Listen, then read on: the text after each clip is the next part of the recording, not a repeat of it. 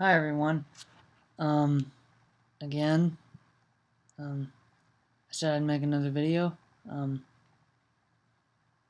I can't remember if I said I'd post this the next night, but I think I said that about the video before last, and it took about a month or so.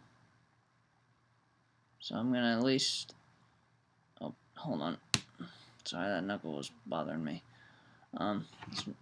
This knuckle here. Um,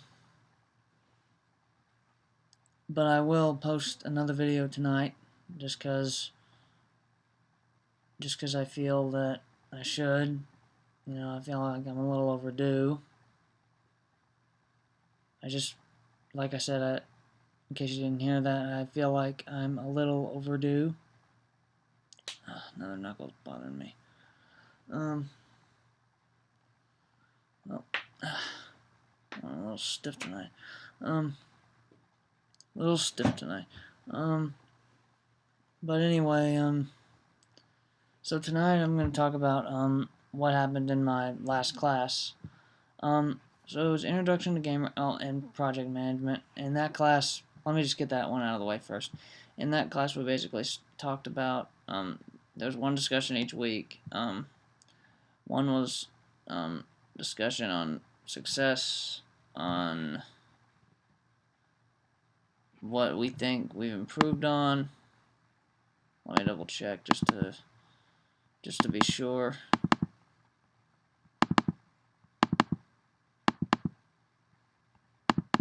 Oh wait, I'm in the wrong folder. Success. Alright, so we reflected on, for the first 2 weeks, we reflected on what we did right, on success and on a skill, specifically on that success, on a skill that's improved. Well, it was first an improved skill, and then beyond that, overall success. And then we reflected on a skill that needed improvement, and then we spread, in the last 2 weeks, it was a skill that needed improvement, and that spread to overall failure, and how we can improve there. Pardon me. I believe we all have certain things we fail at, certain things we accomplish, and you just gotta work on it. That's the gist of that class. But for game writing, it was a bit more complex. I don't remember everything, but I do remember that for week 1 we had to write down. Well, we had discussions too, but we had to write down a game concept. And we actually, for the discussion that week, the first one, we basically had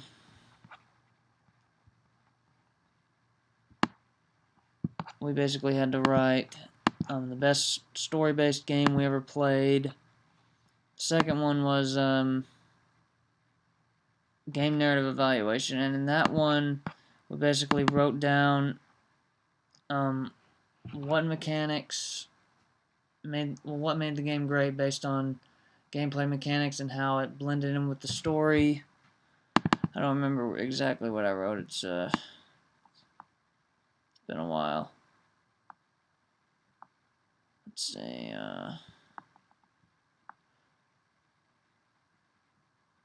Let's see. Sorry, I'm a little tired. Whew.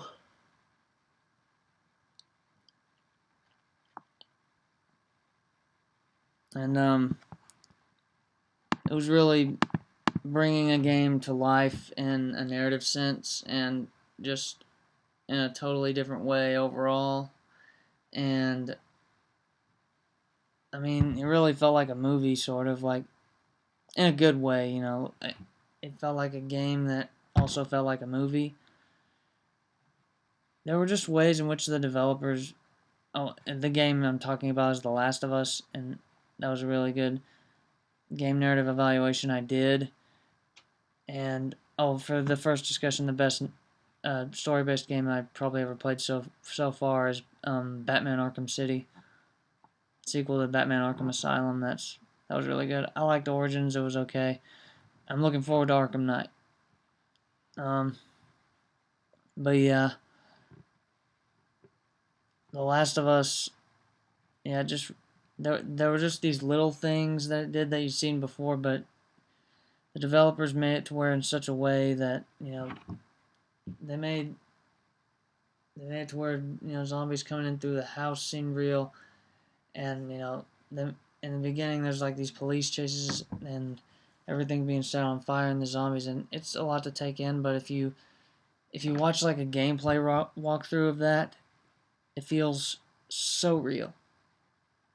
I promise you, you'll be blown away by how real the game feels just by watching it or playing it on PS3 or PS4. But it is really good. The mechanics are also good. They help really lead into the story, and it makes the game feel unique. There's a traditional cover system, as in most games nowadays, most shooters anyway. But yeah, you also have to be stealthy to take down your enemies, and I'd rather not get into the gameplay mechanics too much, but sorry. But I mean, it's a great game to play, don't get me wrong, it has great mechanics, but the narrative in it as well is just really good. And then for that week we talked about, hold on, my computer's running out of power. No, now I'm running on reserve power. Okay. Okay. So my cord there. And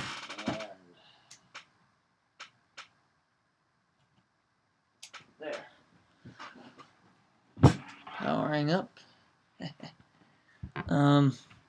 But yeah, for the last thing we did that week was come up with our own video game projects. Basically, we just came up with our own story with the right narrative structure, good characters, that sort of thing. Making sure they properly develop and change into the opposite an opposite person of who they were in the beginning. I always try and do that, and follow beat sheet structure and hero's journey. Just trying to make sure only the main character changes into someone mature. The second week we focused on player choices in games.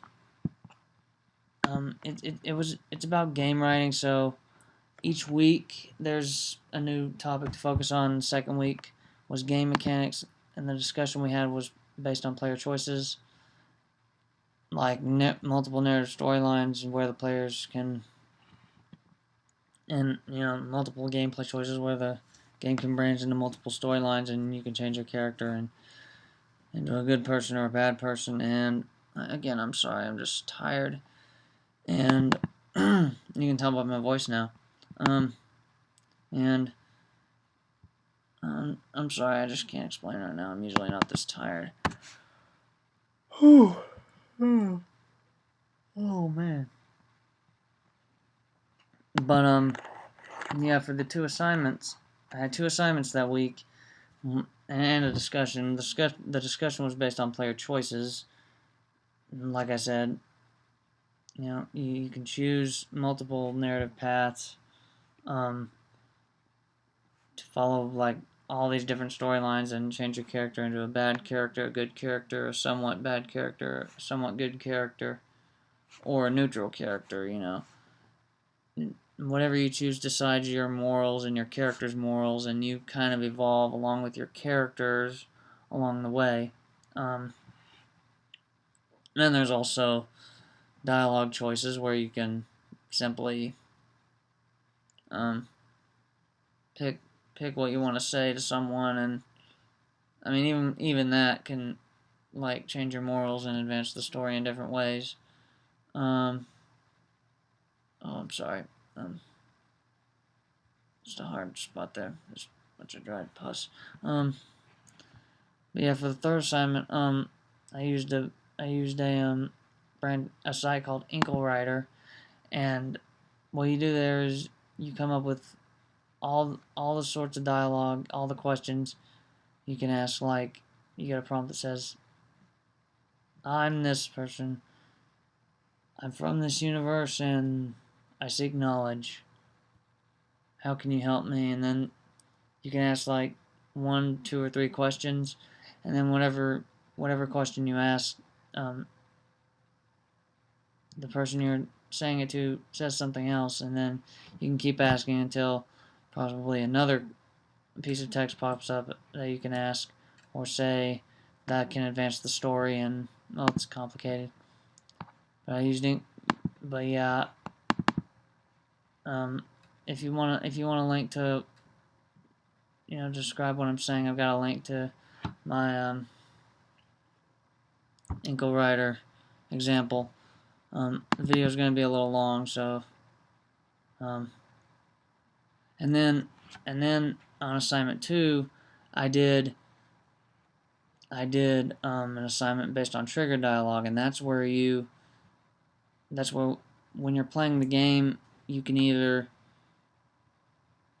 based like in combat, you can, well, in cutscenes there's lots of triggered dialogue too, based on what you choose, and sometimes just during a cutscene. Depends on if it's a linear or non-linear story. But yeah, some dialogue is just triggered by doing certain combat moves and like either landing punches or not. Like if you land a punch, say, yeah, take that, or ha, or yeah, didn't see that coming. Like the good guy could say that, and the bad guy could say, stomp on this. Hope that left a mark. You fear me now? And the bad guy could say that, and that's just what trigger dialogue is. It's either during a cutscene, based on what dialogue choices you have, or just if you land moves, if you're able to land moves on a boss or enemies, or if a boss lands moves on you, that could trigger something for them to say, and basically that's week 2. For week 3, we had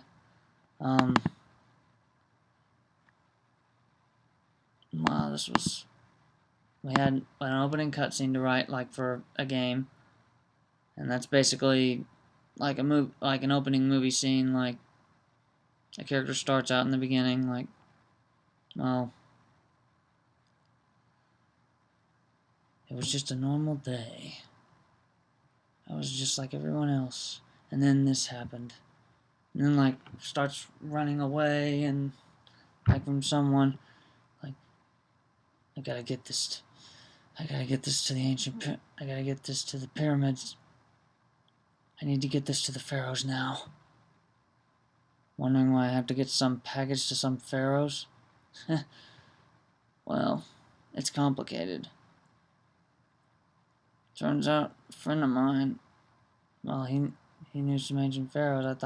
I was on a trip to a museum with him, and he said he knew some pharaohs to come to answer some questions. I thought he was joking. We were at a museum. That sort of thing. That's just a story idea.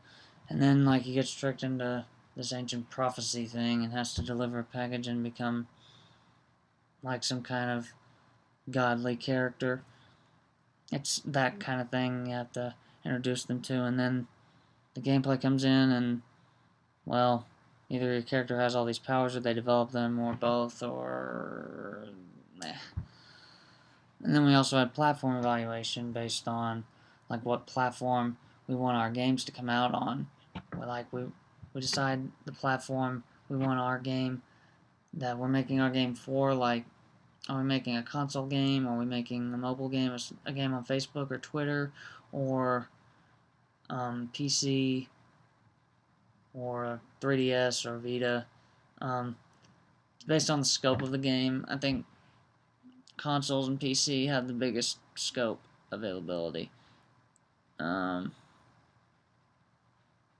That's basically that, and just basically we just choose that, and we also had to write down our responses and our, well, we had to write down discussions about what we thought of the Mass Effect 3 outrage based on the endings that the game was given, because in that game, Mass Effect 3 was basically giving you 3 choices of how you want to end the game. Finally decide your character's true morals at the end. Like, I guess you're good in some way, but they all like the main character, Commander Shepard, who like died at the end based on whatever choice you make. But in the original, it was just that. But they added some extended DLC where it explains each ending, and even though he still dies in each ending, it explains what choices he made based on what the player made, and what choice you made. You either work with the enemy, you have to kill them, or they put the war off, or I'm not.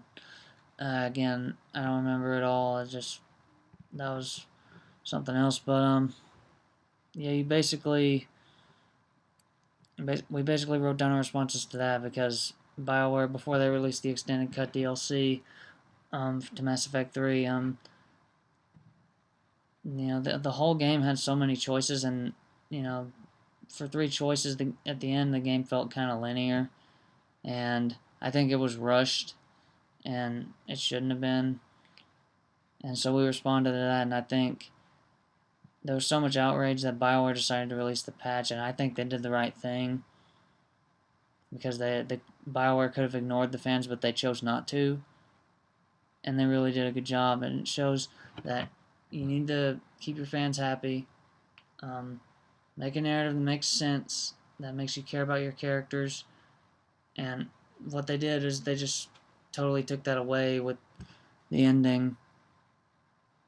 There's supposed to be endings, but it was just one ending. And yeah, like, it didn't matter if you cared about the characters, it was just destined to be like this is one ending at first. But then with the extended cut DLC, they fixed all of what was wrong with that ending, and they brought all the care and love back to the end of the franchise, and it felt like a really proper ending to a really great franchise of the last generation of gaming. By the last generation of gaming, I mean like PS3, 360, and PC. Well, PC's not really last gen, but 360 and PS3, which games are still coming out for, believe it or not. 9 or 10 years later, 8 to 9 years later, we still have games coming out for those systems. Yeah. Probably going to be more layoffs for those gaming companies. I feel bad. But anyway, that's week 3. And week 4, we did a discussion on games with unique mechanics, like not just shooters, but some shooters that have unique mechanics, like maybe an electric leash to pull enemies in. That's from the game Bulletstorm, or Doom 3 with that game was a shooter, but it had a real horror feel. Most games, a lot of shooters, it's just choose your gun, shoot, and kill. Duck and cover. Get health when you can. Get health packs or whatever. That's it. No imagination these days. Used to be really innovative. Most of the time now it's not. But so yeah, there's that. And we also did a library assignment in which we discussed I guess you could say a game that inspired. Oh man, hold on, I lost my. Oh, I'll get that later. But it's a game that inspired the game we're doing, I guess. Hold on, let me check.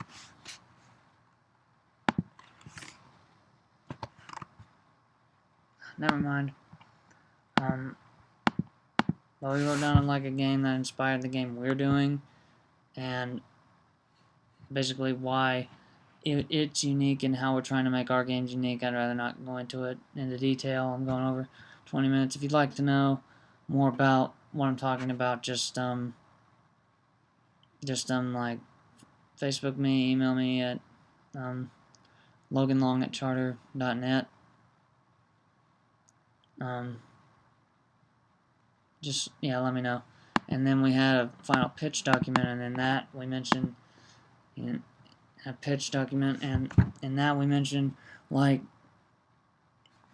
who we're targeting for our audience, who our competition is, the story of the game mechanics, not necessarily what buttons you press, but what powers your characters have. Let's see.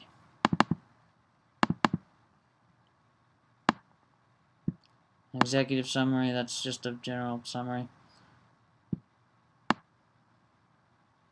Characters, obviously, characters and story, competition, gameplay, story, audience analysis. Executive summary is just a log line, like just describe the game in a few words and that's it. And you have to put that all together, and it's more time consuming than just writing a script for like TV or film or maybe even web. So that's all that happened to me. I apologize if the video ran so long. I just had a lot to say, and again, I'm sorry I'm so tired right now. I didn't do this earlier, but I had a friend over today, and well, got some downtime, just having too much fun, and got tired. That happens to all of us. Well, again, thank you for watching. Let me know what you think in the comments below. And thank you. You have a good day.